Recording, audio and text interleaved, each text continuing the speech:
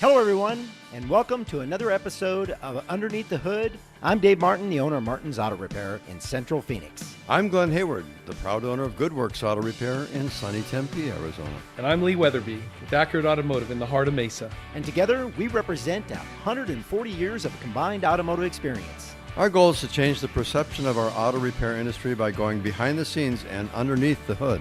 And we hope to share with you what it's like to own a small business and give you a perspective from an insider's point of view. So let's get started. Hey, good morning, Glenn. Good morning, Lee. How are you guys doing? I am doing fantastic. How about you, Lee? Doing absolutely superb. Thank you, man. Superb. Good to be with you. Wow. Another great That's podcast. a premium another word great day. right there. Superb. Superb. Yeah. I'm doing superb. Superb. Yeah. It's gonna Well, be a speaking superb of day. superb. If you're going to use big words, Lee, we're not doing the podcast anymore. I'm yeah, done. Can you spell I'm done. You know what? If you can't spell it, you can't use it. Let me Now, just say come this. on. It's a really good day. There you go. Good. I can do good. All right. Yeah. So, Glenn, Professor Glenn here is going to educate us in a little history lesson. Okay. Well, I lost my thinking cap, but you know. I'm going to get you one of those. I'm going to get you one of those graduating hats. That's what I need. Yeah, in a man. in a Are those the robe. ones- are those In a ones ro- that yeah, have, like, yeah, the little yeah, umbrellas on yeah, top, little twirlies? little tassel Red hanging hat, off of it. yeah. Yeah. I think it would do you some good. Yeah. Well, you know, for as long as I've been in the automotive industry, which is over 50 years now, it's amazing some of the stuff that I get in these little bites of history that we're having. So on this day, July 22nd, in 1911, Wow. the General Motors Company established the General Motors Truck Company, GMTC, to sell trucks from the Rapid and Reliance Motor Car Company. So they acquired a company that was building trucks, and apparently they were reliable enough for GM to, buy the company from them and start. So later, the company dropped the Rapid and Reliance names and began using the name GMC instead. But did you know that GMC was originally the acronym for Grabowski Motor Company? I didn't know that. It wasn't General Motors Company, it was Grabowski Motor Company, named after its founders, brothers Max and Morris Grabowski. That's with a Y, by the way, not with an I on the end. Is that a which good means- Polish name or what? No, Polish would be with an I. Oh, is that right? Oh, Yeah, wow, so okay. the Y would Max be and Slovak. Morris. It'd be Slovak or, somewhere else in that Oh, okay. region of Eastern Europe. I didn't know that. And they established their company in 1900. So 11 years later, they had developed this vehicle, this truck, to the degree where GM says, hey, we want to acquire your company. And apparently they did. And the Grabowski boys probably became very wealthy from that acquisition. I'm guessing. It doesn't say that here, but no one's going to give their company away after 11 years of hard work and research and development, even though it was in the early 1900s. Wow, that's interesting. Well, the interesting thing, it just goes to show that You always pick on trucks me, were though, because valuable I'm even the then. oldest guy of the three here. So they give me all these old stats. Like I was around in 1900. Well, you were around when they called them blacksmiths, not mechanics, my right? grandfather on my mother's side was born in 1903. So, yeah. Didn't you drive like a Model A or something? Oh, no. I did drive a Model A once. It was actually a lot of fun. We're getting Glenn before he even wakes up. Yeah. Well, that's the best time to get him. Right. You don't want to wake him up. No, Then it's no funny Do not because then he poke starts the- picking on us. Don't poke the bear. Well, hey, Lee, so you got a quote of the day for us. Oh, I do, and this is really, really a good one. Interestingly enough, it's on the other side of the coin by Henry Ford. Henry. Yeah, quality means doing it right when no one is looking. Yep. Yeah. I really believe in that, too. Oh, I absolutely believe. I in seem to recall Lee Iacocca using that quote himself because he worked for Ford for decades. Yep. And then when he took over Chrysler Corporation, that is something that he quoted as well. So he must have got that from Henry Ford back in the day. I heard another quote a while back, and I really liked it, too. It said, your best friends and the people that really care about you defend you when you're not in that room. Yeah. And that's, Oh, I like Yeah. that. yeah, that's, and Would it's you- true. It's really true. It Would is. you guys defend me in a dark room? Well, yes, we everything. You have to define defend. Yeah, Glen. yeah, right, yeah, That's good. We're the ones talking crap about you. That's right. That's what I. That's Just what I like would friends will do. But we do it to your face because we love you. That's true. The new face of love. That's a better take than what you say behind. What Yeah, you we might don't want to say say behind your my back. We want you to hear it. I'd rather you say it to my face. That way I can correct all my wicked, crooked ways. Yeah, yeah. Well, we think there's hope for you. We keep praying. Yeah. Right, Lee? Yeah. So, hey, On the daily. I'm going to get this podcast going here, guys, and you guys can weigh in on this because I really want to get your feedback on this. In April of 2025, GM issued a recall of nearly 600,000 vehicles. Oh yeah. 2021 to 2024 model year trucks and SUVs in the United States due to manufacturing defects in the 6.2 V8 gas engine. The recall affects the following vehicles: 2021 to 2024 Cadillac Escalade and Escalades and the Escalade ESV. And 2021 to 2024 Chevy Silverado 1500 Suburban and Tahoe. 2021 to 2024 GM Sierra 1500 Yukon and Yukon XL. So pretty much their whole truck line. Pretty period. much, yeah, an SUV and Yeah. truck line, and so, what do you guys? I mean, before I get pass this on to you guys, I just want to say that all car companies, almost all the car companies out there have had their share of recalls we've been in the business a long time, right, guys? Absolutely. And we've Oh, my seen a lot of goodness. manufacturing defects. And, Right.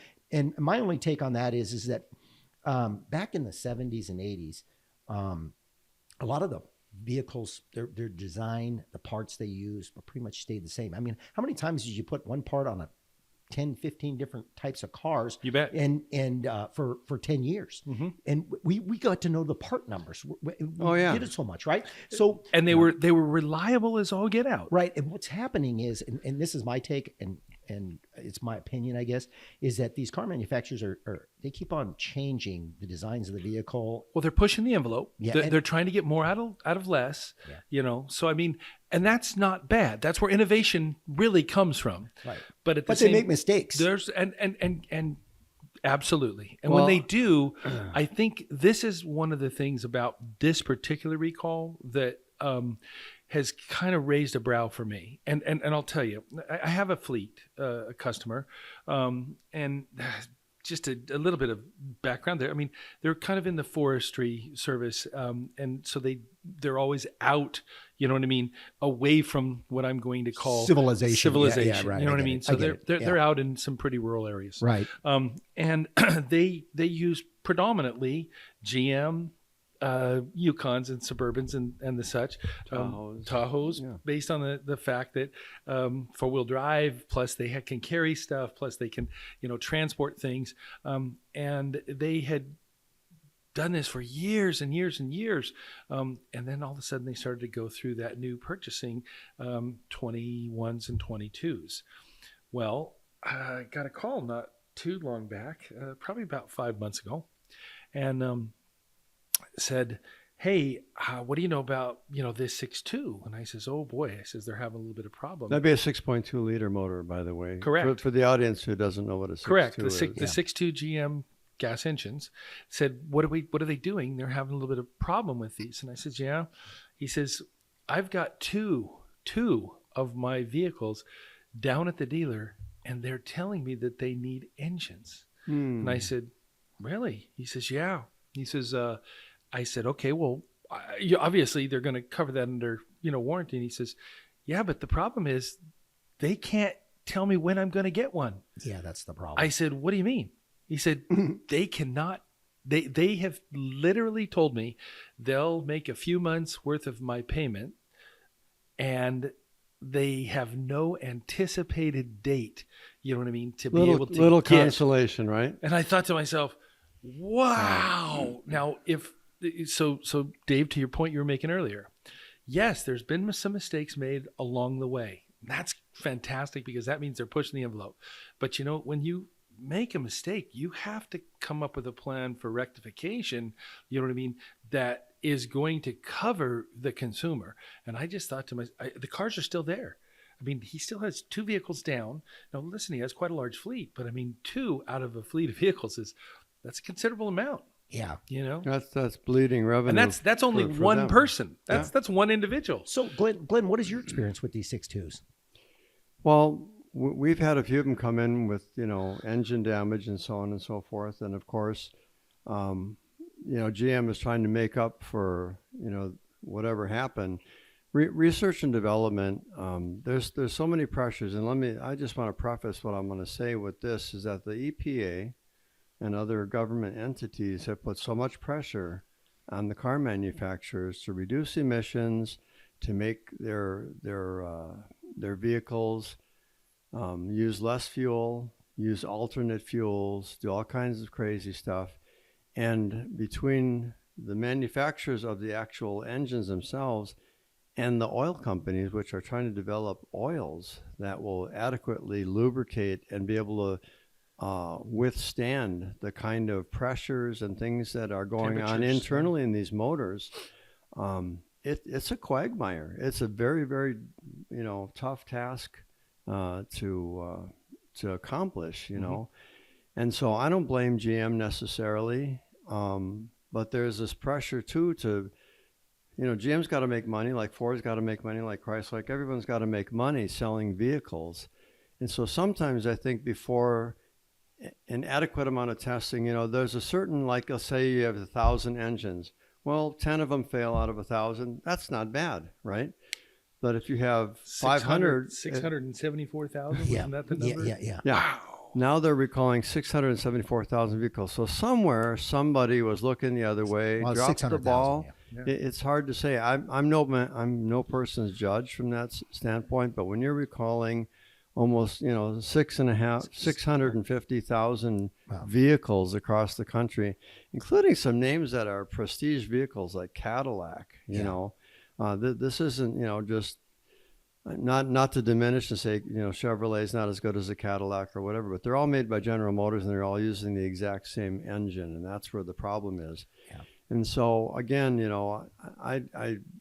I'm trying to be sympathetic from one standpoint, but from the other hand, I mean, you have to true test something to the nth degree to make sure that you're putting out a product that's not going to have to make excuses and apologize to literally hundreds of thousands of vehicle owners who are now stranded. As Lee shared his story, this guy's been waiting now for how long?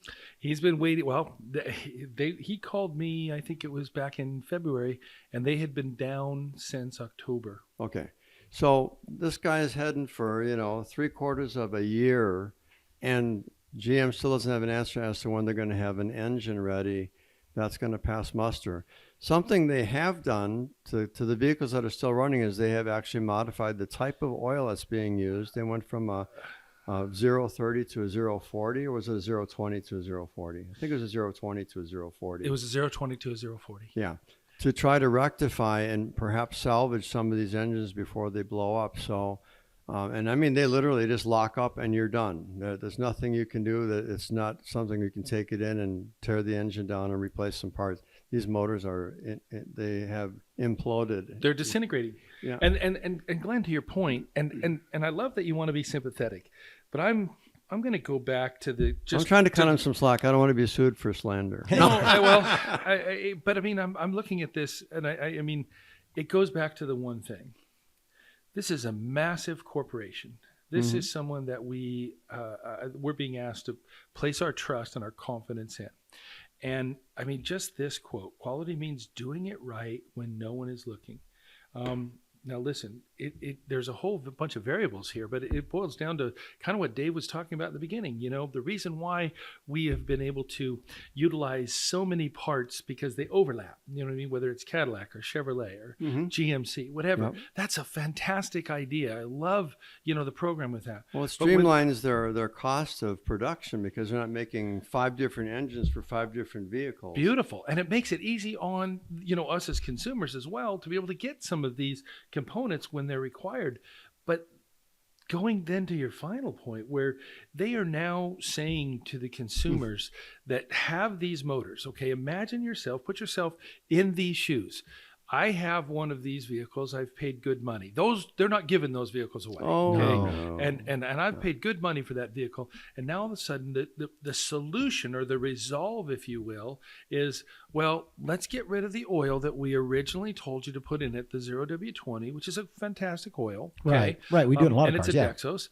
But now we're just going to let you upgrade to a 0W40. We're just going to literally do nothing more for you than that, because your vehicle's still running. However, your neighbor, the guy next door, his motor has disintegrated.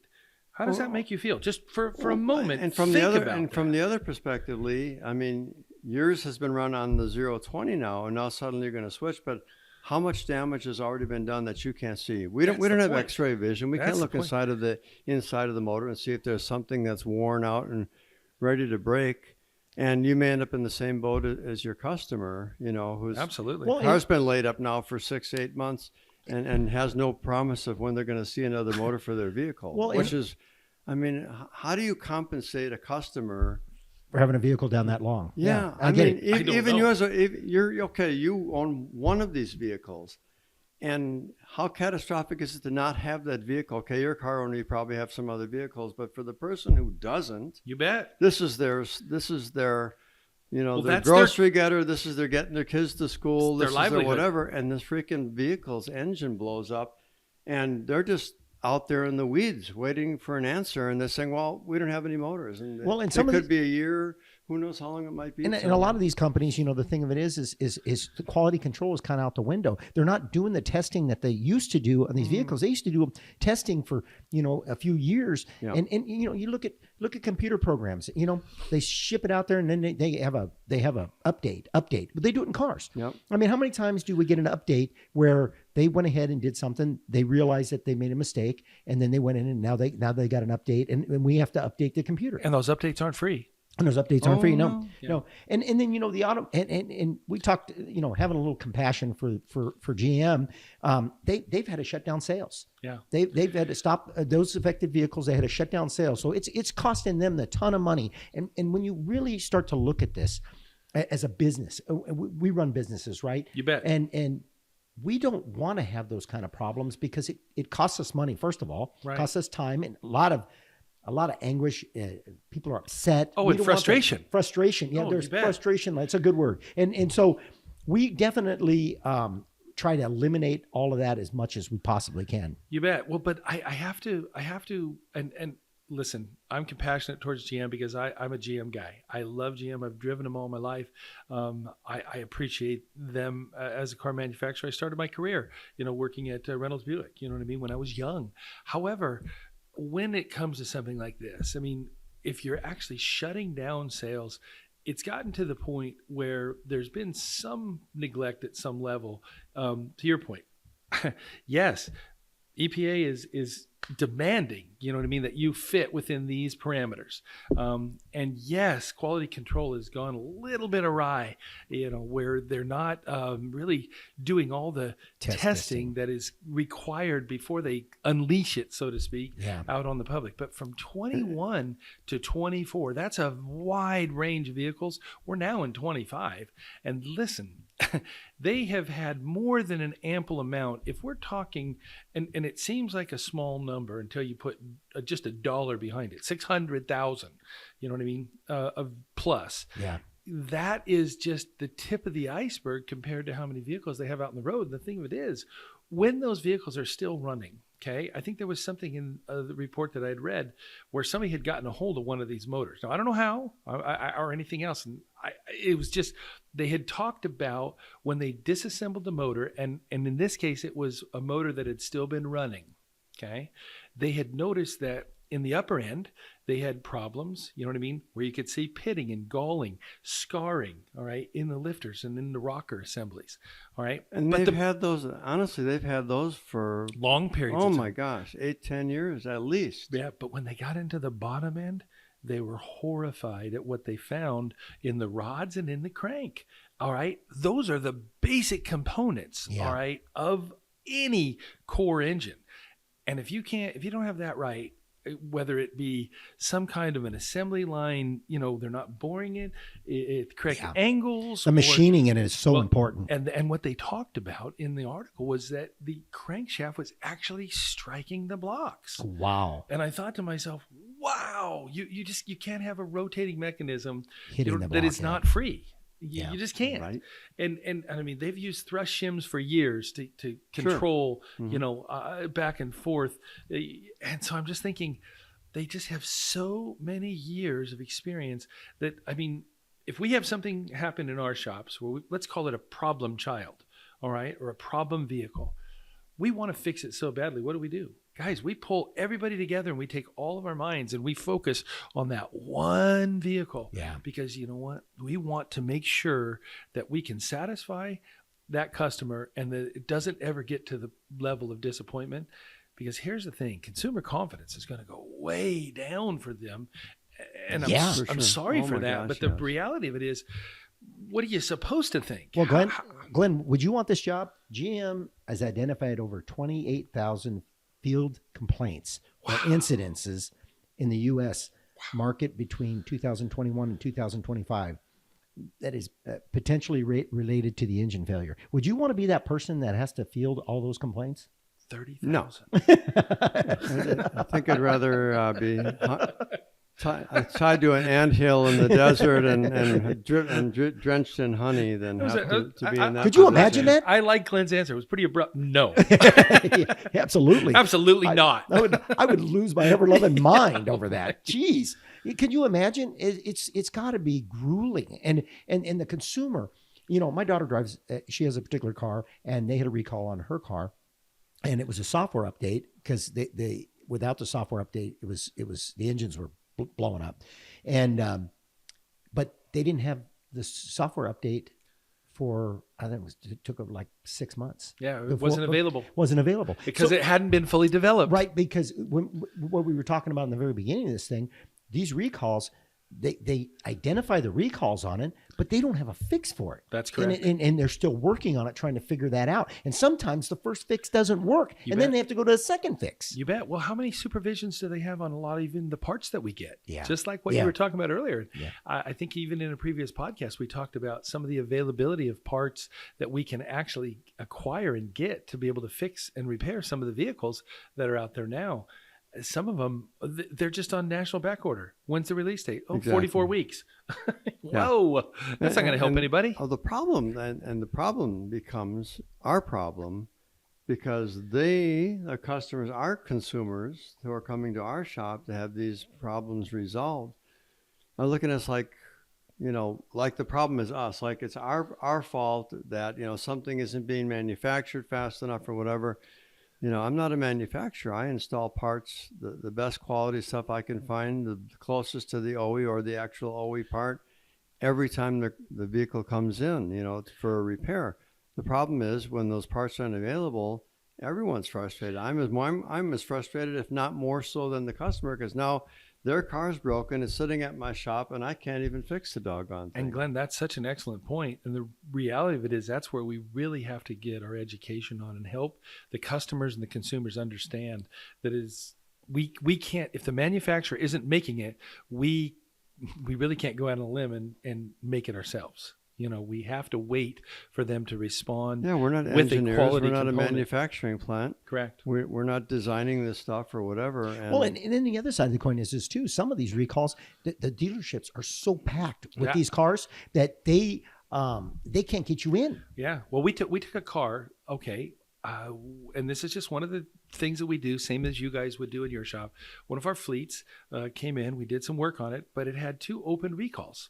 So recalls are not an uncommon thing. No, let's just establish that. Yeah, recalls are not an uncommon thing in multiple car lines, but at the same token, we said, okay, we'll make an appointment and we'll take it in for you for the recall. We called ahead of time. We told them, the dealership, that yes, we're going to be there. How long will it take? Because of course, with fleet services or anything else, just like you're talking about, individuals, how long is it going to take? How long am I going to be without my tool? I have to be able to make a plan of action to move forward. Well, they said, give us a couple days. There happened to be 2 recalls open on this vehicle. We took it in. And they called us a couple days later and said, we were able to get one of the two completed, but we couldn't get the other one because parts availability. Yeah. We didn't have the parts. Right. They're And a this is national backorder. This is a dealership. I mean, it's Yeah. not, Yeah. this isn't like, Well, and think Joe Blow's service here. I mean, this is the dealership can't even get And the you know parts. what's kind of this isn't funny, but it's reality. The thing of it is a lot of times we work on these cars. A lot of times we identify the problem before the recall even comes out. No question. Because we're seeing a handful of them, and we're like, wait a minute here, because as well as I do, this particular vehicle has this problem.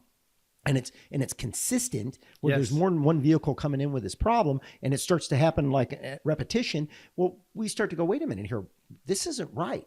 You know what I mean? There's definitely a Pattern failure. a pattern failure. Mm-hmm. A manufacturer's defect where they engineered something incorrectly. Right. But to have something in particular on this 6.2 of this magnitude, I mean, this is quite something. Yeah. Because this is to a level where they have absolutely stopped sales. You can't sell. Yeah, things that doesn't because- happen very often. No, that does happen not very- It's rare. Yeah, it's rare. That's rare that ever Yeah. happened. So, Yeah. it's hopefully, I think one thing maybe will come out of it that I really hope is I hope that all of the manufacturers out there, when they're designing stuff, that they put a little bit more time, a little bit more effort, a little more care into what they're designing, and to double check, triple check. And we do it in our business too. I mean, let's face it, we do some really big repairs. We do. And my guy could spend 2 days on a car working on it and doing some significant repairs. I mean, I always have another tech go over there and put his eyes on it and just kind of go over, make sure all the bolts are nuts and everything's tight the way it should be.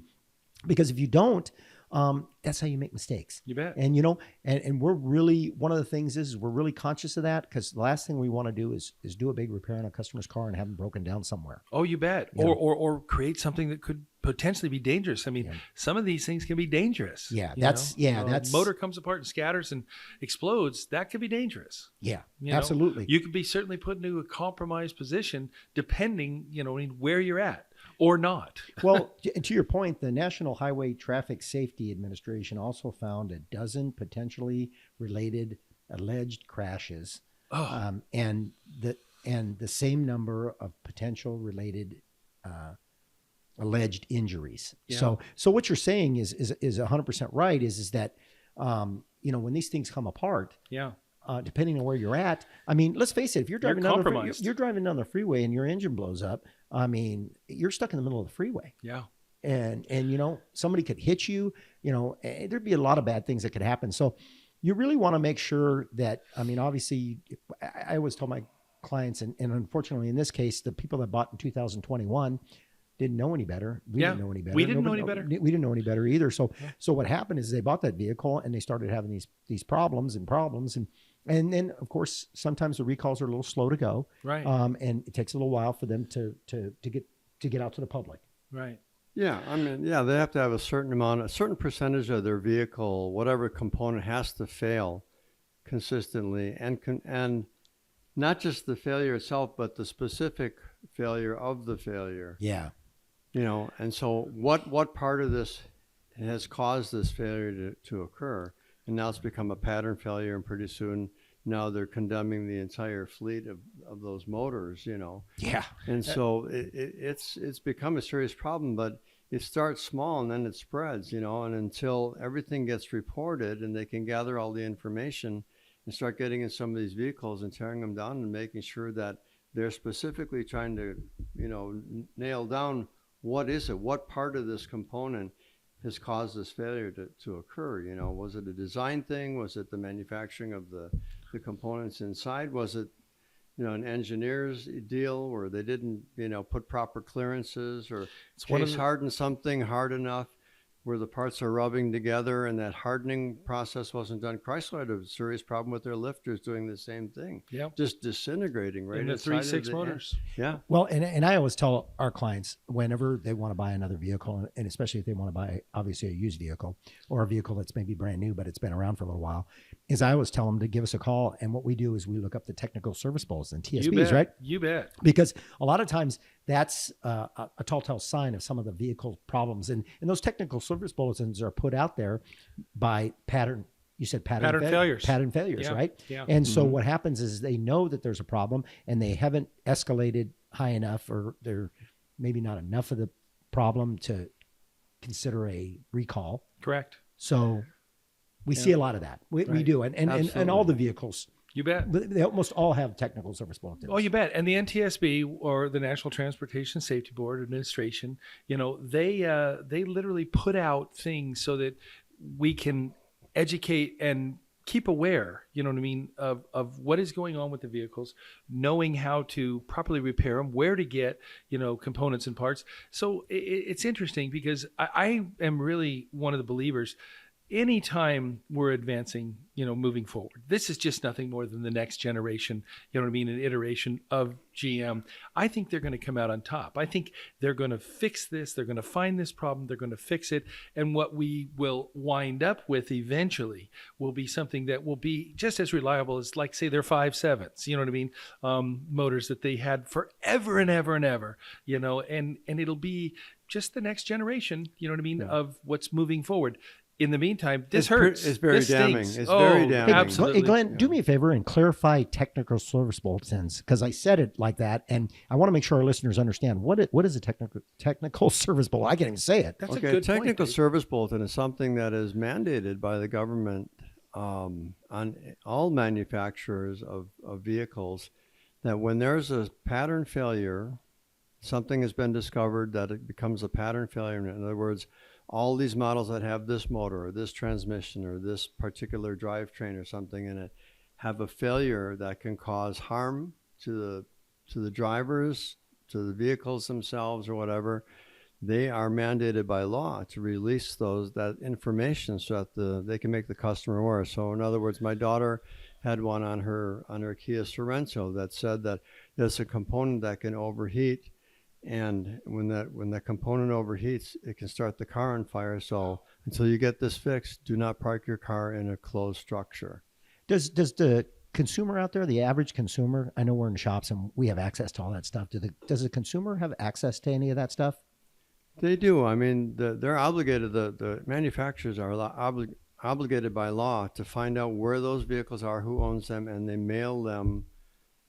They have to send them a piece of mail that says, this is for you. If you still own this car, please get this fixed. Come in, make an appointment for the deal. And if you don't own it, can you tell us that you've sold the car and it belongs to somebody else? Because there could be a short period of time where someone sells the car, someone else has it, and the manufacturer by the VIN doesn't have the new owner's information. You don't have to give them the new owner information. You just need to let them know that you sold the car so that they can do another search and find out who has that vehicle. I do want to clarify just one thing, because you're absolutely right. They do notify the owners, but those are only on recalls or campaigns. Those are not necessarily TSBs. on TSBs. Yeah, I was just going to say, because yeah. TSBs are generally not available to the public unless they're something that we would share with them, or education that we would give them, something that we would print off, because we actually pay for those services. Right. And that is something that the manufacturers have selected to provide, so that we can have an awareness. Just like you say, we find and discover a lot of these things in the field. They discover a lot of things in their dealerships, in the service space. And then all of a sudden, there's a recognition that we have some type of a problem issue or something that needs to be addressed, in this particular area on that vehicle with this manufacturer. And then those are released generally, through what is called a TSB or an informational bulletin, because TSBs are informational bulletins for technicians and others who are going to be initiating repairs on vehicles. Right. And one thing I do want to clarify too, to Lee's point, is the thing of it is, if you buy a used vehicle and they've got that in the mail and they just never went and did it. Yep. And we have the ability to use scan tools to find out if there's an update for the computer. We have the ability to find out what version you have in there, and we can either get you back to the dealership if it's a recall or something a little bit more. If it's a TSB, then we can do the updates for you. But it's very important that if you get a used car, number one, get it checked. Get it checked. Get it checked Absolutely. out. That way, and we always look up the technical service bulletins to see what what's going on with that particular It vehicle. literally pops up because the VIN shows. Yeah, right. Yeah. So it's very important that you do that, because if there is a recall, TSB, or any kind of a Something alert. Let's something call it alert, an yeah. alert. Yeah, right. You Right. want to know about it, and once you get that vehicle, you want to get the most cost-effective miles out of the vehicle possible, and that's the only way to do it. Yeah, absolutely. Hey guys, we got to wrap this up. My producer's giving me the evil eye, and The stink eye. yeah, stink eye, and I will tell you this though, what a great conversation, because Yeah. recalls are something that is common. Recalls of this magnitude, not so much. Thank But God. Thank God, really. The thing of it Yeah, is, you're right. I really will tell you that the manufacturer doing their darndest to give us great products that we can rely on. Well, yeah, because I really it's- believe in why wouldn't they? You know what I Yeah, mean? It's yeah, like they want yeah. they don't want to destroy their brand. You bet. You know, and that's You that's bet. unfortunately Glenn said it earlier. Consumer confidence is, it crashes. You do. And Yeah. you don't want that as a company. No, you don't. I mean, we No. we do our best as small businesses to go out there and put our best foot forward and really make sure that our customers and clients are taken care of, and we try to do the right thing. And I know that there's tons of companies out there that do the same thing, and a lot of respect for engineering, a lot of respect for building stuff, and innovation, Yeah. innovation in all the technology. So it's really there's a fine line. And, There is a fine line, and and it we're doesn't all always kinda- it doesn't always work the first time. right. And you know, right, what? right. let's give a little grace. Yeah, right. And let's not support these companies because mistakes have been made. Hats off to them that they've come out and said, hey, listen, this is something that we really need to address and take care of. Yeah, I'm glad they did, I and am too. that's the difference right there. Right. Yeah. We all make mistakes, and believe me, when we make mistakes, we just get egg in our face and we just go forward and we fix it. Yeah. Right. Well, That's what you gotta do. and that's the confidence that we need to instill Yeah. in our consumers, is that what we've got your back, and I believe GM's going to have their back. Well, guys, we're going to wrap this thing up, and you know what? I promised you something at the end of this podcast, right? Can't Yeah. wait. You guys- Candy? Are you guys Donuts. donuts? We already had donuts earlier. Come on, guys. Come on. God, think of something other than food. What is Come wrong on, with you man. guys? Yeah, So, okay. well, this podcast, we're going to give away a free air filter with every oil change. I like it. Yep. Awesome. And to all our podcasters out there, you're going to get a free air filter with every oil change. And all you have to do is come in and tell our service advisors and us at the shop, just give us the code, the right thing. The right thing. The The right right thing. It kind of goes with your little theme there, Glenn. Is that different than the left Lee. thing? Yeah, it does. Yeah, it goes with your theme there. Oh, Lee. you bet. And it should. The right thing. Yeah. I like it. And with the special, it's going to be good to the month of July. Month of July. Got it. Perfect. Well, guys, hey, it's been another great podcast, and enjoyed it a lot. And I can't wait to do another one. And we'll see you soon. All Pleasure. right. Look Thank forward you. to it. Be good.